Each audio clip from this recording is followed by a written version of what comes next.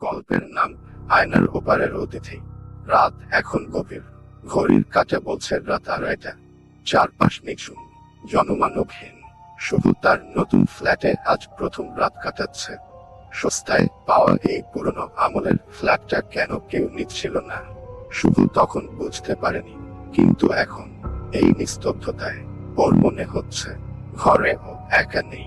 সবার ঘরের কোণে একটা বিশাল পুরনো আয়না, কারুকাজ করা কাঠের ফ্রেম, কিন্তু কাজটা কেমন যেন খোলাতে।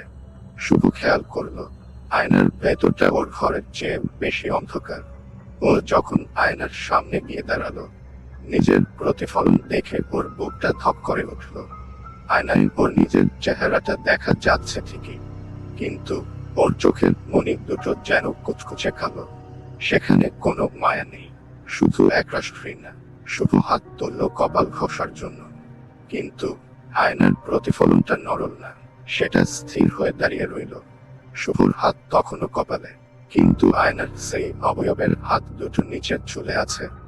আয়নার ওই শুভ হঠাৎ একটা বিচিত্র হাসি দিল, এমন হাসি যা কোনো মানুষের হতে পারে না। হঠাৎ আয়নার ভেতর থেকে একটা ফিসফিসে আওয়াজ ভেসে এল, যেন কেউ অনেক দূর থেকে বলছে, অনেক দিন পর কেউ একজন এল, তোর শরীরটা বেশ সতেজ। হা হা হা। শুভ ভয়ে পিছিয়ে আসতে চাইল, কিন্তু দেখলো ওর পা দুটো মেঝেতে আটকে গেছে। হঠাৎ দেখলো আয়নার ভেতর থেকে একটা ফ্যাকাশে লম্বা আঙুলের হাত বেরিয়ে আসছে। কাজটা যেন পানির মতো নরম হয়ে গেছে। হাতটা এসে ধরল শুভর গলা, বরফের মতো ঠান্ডা সেই স্পর্শ।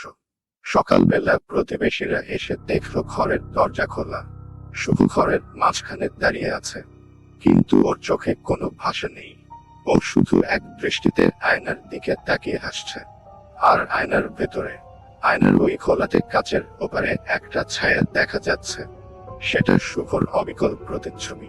সে আয়নার ভেতরে বন্দী হয়ে পাগলের মতো কাচের গায়ে করাঘাত করছে, কিন্তু কোনো শব্দ বাইরে আসছে না। বাইরে দাঁড়িয়ে থাকা শুভটা হঠাৎ ঘাড় ঘুরিয়ে দরজার দিকে তাকালো। ওর কণ্ঠস্বরে এক নারকীয় আনন্দ। পরের জন কে আসবে? গল্পের নাম আয়নার ওপারের অতিথি।